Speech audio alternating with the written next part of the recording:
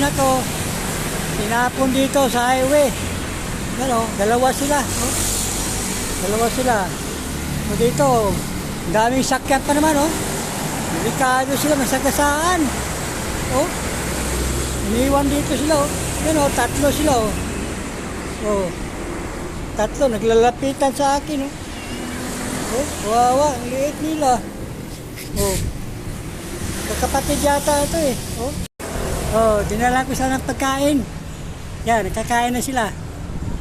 Yan, silang tatlo, tinapon dito sa sa may tulay. Sa may tulay, dito sa C5. Sa C5, oh, delikado sila dito.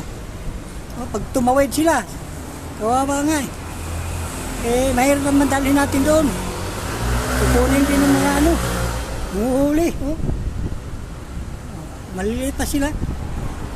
Dadala ko talaga.